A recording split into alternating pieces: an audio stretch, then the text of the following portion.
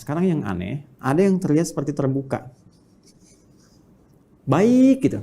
Tapi ternyata hatinya berpenyakit. Nah, penyakitnya ini berbeda dengan penyakit-penyakit yang kufur tadi, penyakit-penyakit yang fasik tadi. Yang ini lebih kronis sifatnya. Karena tidak nampak secara langsung dari perilaku. Kalau yang kufur nampak langsung dari perilaku. Ya, penyakitnya dari fahsya misalnya, muncul apa? Pornografi, nonton gambar-gambar yang tak bagus, video-video yang buruk, yang itu pornografi itu akan membawa kepada tingkat yang lebih serius. Bahkan nanti ke LGBT ini riset. Dari riset ini nanti. Jadi kalau dari mohon maaf tuh pornografi itu candu yang sangat luar biasa. Itu pornografi itu lebih bahaya dari narkoba. Narkoba aja sudah bahaya. Ya, apalagi pornografi naik nanti itu pengantar kepada LGBT, itu yang paling bahaya. Ke atasnya lagi. Nah, ini teman-teman sekalian, itu fahsya. Kata-kata kotor, jorok dan sebagainya. Ya, mencuri, membunuh, merampok dan sebagainya itu mungkar. Nah, perbuatan fasik, penyimpangan, itu karena sifat-sifat tadi, fahsya dan mungkar. Nah, munafik, itu samar sifatnya. Ya, kalau fahsya dan mungkar, itu membentuk perilaku. Orang maling kan mencuri, kelihatan perilakunya ada. Tapi kalau munafik itu, perilakunya kayak baik, sikapnya baik. Padahal kebaikan itu dibangun oleh sinyal-sinyal yang kotor dari nafsunya. Itu penyakitnya, penyakit yang sangat menarik. Berbeda dengan penyakit-penyakit biasa. Apa di dalamnya? Seperti riya misalnya, hasad misalnya, ya hiqd misalnya, dengki, dendam, riya, sum'ah dan sebagainya. Ini penyakit-penyakit seperti ini. Berbeda dengan penyakit yang ini. Nah, riya ingin kelihatan pamer, ya, ingin kelihatan dermawan. Dermawannya bagus tuh, dermawan bagus. Ya, bagus dermawannya. Cuma ingin kelihatan dermawan jadi nggak bagus.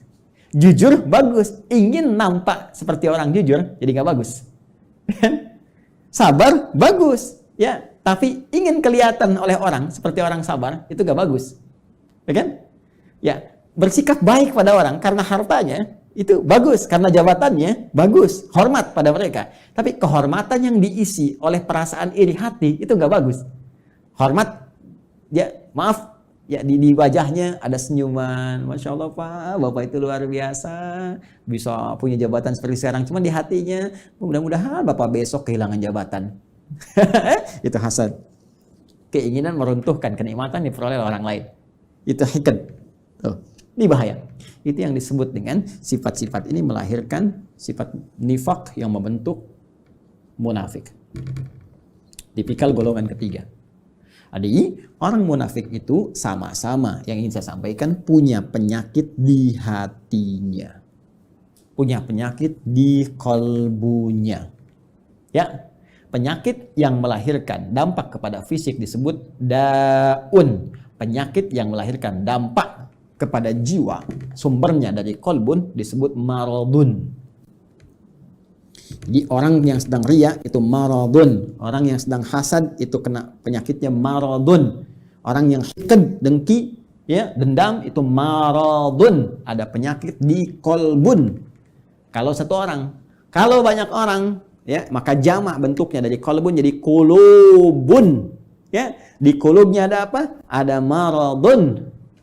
Karena itu kalau ditanya kemudian, kenapa orang munafik itu bermasalah imannya? Kenapa dia menipu dirinya sendiri? Di ayat 9, ya kan? Kenapa dia mencoba menipu Allah dan orang beriman? Padahal tanpa sadar dia menipu dirinya sendiri. Karena di kolbunya ada maradun. Karena di kulub mereka kalau banyak. Karena munafik menular. Kalau banyak orangnya di kulubun. Ya, di kulub hati-hati mereka itu ada penyakit maradun.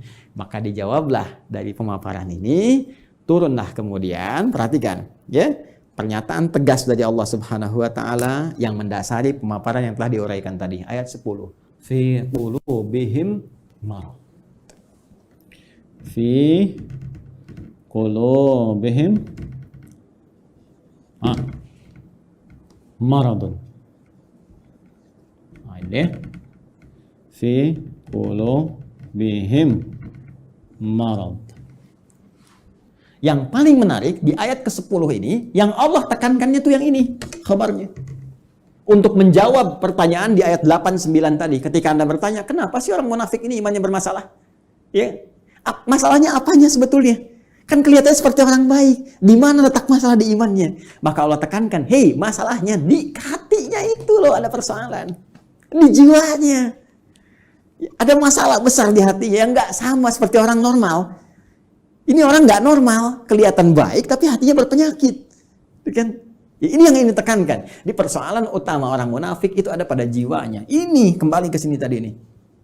Ini yang sedang dikuasai oleh setan dengan penguasaan yang sangat dahsyat sehingga nggak nampak seperti orang-orang fasik, nggak kelihatan seperti orang kafir yang menutup diri, yang jelas perilakunya, ya jelas nih arahnya jelas. Ini samar kelihatannya. Kenapa? Karena ada bahaya di sini nih.